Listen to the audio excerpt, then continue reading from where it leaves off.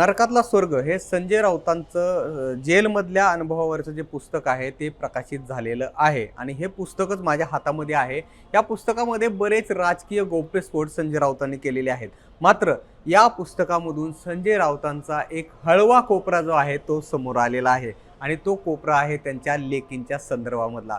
संजय राऊतांनी लेकींना लिहिलेली काही पत्र आणि लेकींनी संजय राऊतांना जेलमध्ये असताना लिहिलेली जी पत्र आहेत ती या पुस्तकामध्ये संजय राऊतांनी दिलेली आहेत जशीची तशी.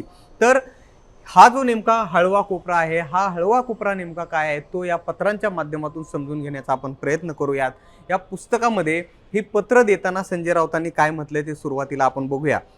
विदिता, पूर्वशी आणि वर्षा मला नियमित पत्र पाठवत. पत्रसंवादामुळे त्यांना देखील लिहिण्याची सवय लागली, विशेषतः मराठीत. पूर्वशीचे वाचन चांगले असल्याने तिच्या पत्रात वेगवेगळे संदर्भ असत. पूर्वशी मला घरात बाबा डॉल तर विदिता डड्डा म्हणते. विदिताला मी सोनचाफा म्हणून हाक मारतो. एकमेकांना पाठवलेल्या पत्रांत या विशेषणांचा खास उल्लेख आहे. तर यातलं जे पहिलं पत्र आहे ते पूर्वशीनं संजय राऊतांना लिहिलेलं आहे. ते पत्र काय आहे ते बघा. पूर्वशी या पत्रामध्ये लिहिते, डिअर बाबा doll, I hope you are doing well there.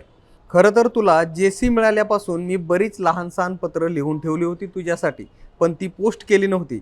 आज ती सगळी पत्र एकत्र करून एक मोठे पत्र लिहू असं ठरवलं.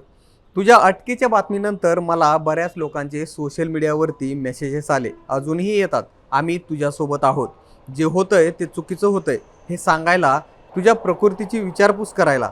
मी सगळ्यांना नीट रिप्लाय करते. हल्ली FBवर काही लोक साहेबांचं वजन फारच कमी झाल्यासारखं वाटतंय ताई असे मेसेजेस करतात. त्यामुळे मी आईला तुझ्यासाठी 2 चपात्या जास्त पाठवत जा असं सांगितलं आहे. अधूनमधून मी ठाण्याहून डब्बा पाठवत असते. एखादा पदार्थ खावासा वाटत असेल तर कळवावं. तुझा आतला दिनक्रम जाणून घ्यायला मला आवडेल. पत्राचं उत्तर पाठवताना नीट डिटेलमध्ये सांग. कसला इनकन्व्हिनियन्स होत असेल तर कळव. पण एक मात्र नक्की, बाकी कुठला त्रास हो न हो, दिवसभर फुल पॅन्ट आणि शर्ट मध्ये वावरणं तुला जड जात असेल. तिकडे तुला घरच्यासारखे हाफ पॅन्ट आणि तुझी आवडती आणि आमची न आवडती ग्रे बनियान घालून बसता येत नसेल. एनिवेज इकडे सगळं ठीक आहे. काका, काकी, मिरी, मल्हार, एव्हरीथिंग इज फाईन. आमची एक्झिबिशनची तयारी सुरू आहे. ऑफिसमध्ये पण सगळे ओके, काळजी नसावी. मल्हार तुझी आठवण काढत असतो. त्याच दिवशी मला सांगत होता की 2 आठवड्यापूर्वीच म्हणजेच 29 ऑगस्टला तुमच्या GC वाल्या फर्स्ट मीटिंगला 2 वर्ष कंप्लीट झाली. किती पटापट गेली नाही 2 वर्ष. मला तर अजूनही बिलीव्ह होत नाही कधी कधी की माझ्या लग्नाला पण 1 वर्ष कंप्लीट होईल आता 2 महिन्यात. खरं सांगायचं तर मी अजूनही पूर्णपणे हे पचवू शकलेले नाही आहे की तू अटकेत आहेस. अजूनही कधी कधी मला असं वाटतं की तू लांब कुठेतरी दौऱ्यावर गेला आहेस नेहमीसारखा आणि कुठल्याही क्षणी तुझा व्हिडिओ कॉल येईल आणि तू विचारशील, काय करतोय माझा बाबू, जेवलास का, काय जेवलास, आज माझं भाषण काय सॉलिड झालं माहिती आहे, एकदम जबरदस्त. तुझ्या फोनची नकळत वाट बघत असते मी. असो, आय एम शुअर की तू लवकर बाहेर येशील and you will bounce back harder. तुझ्या ट्विटरच्या 1 मिलियन प्लस ऑर्गॅनिक फॉलोअर्स झाल्याची पार्टी अजून बाकी आहे, लक्षात आहे ना. पुस्तक कुठपर्यंत आलंय तुझं and how is your room partner, I hope he is fine too. Please स्वतःची आणि स्वतःच्या तब्येतीची काळजी घे. Don't worry about us, we are fine.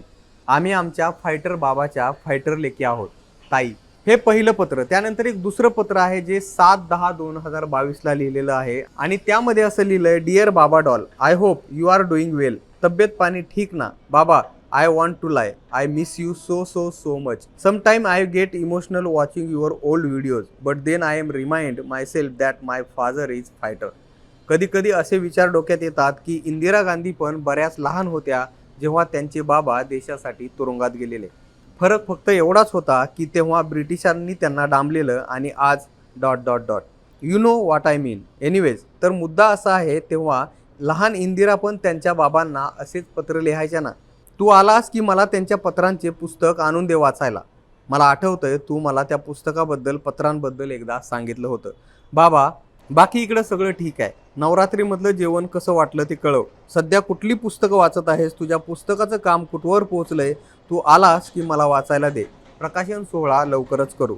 तू नसल्यामुळं आमच्या आयुष्यातील एंटरटेनमेंटचे प्रमाण बऱ्यापैकी कमी झाले, त्यामुळं लवकर ये. लव यू, मिस यू ताई.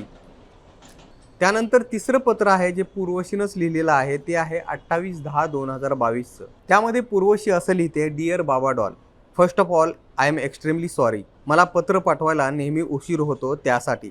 तसं तर मी तुझ्यासाठी माझ्या मोबाईलमध्ये 10-12 पानं पत्र टाईप करून ठेवलेली असतील, पण ती कागदावर उतरवून पोस्ट करणं या क्रियेला वेळ लागतो. कारण तुझ्यासारखी दिवसातून 2-2, 3-3 तास सलग लिहित बसण्याची आम्हाला सवय नाही. असो, पण त्यासाठी मी खरंच मनापासून दिलगिरी व्यक्त करते. Anyways I hope you are doing well.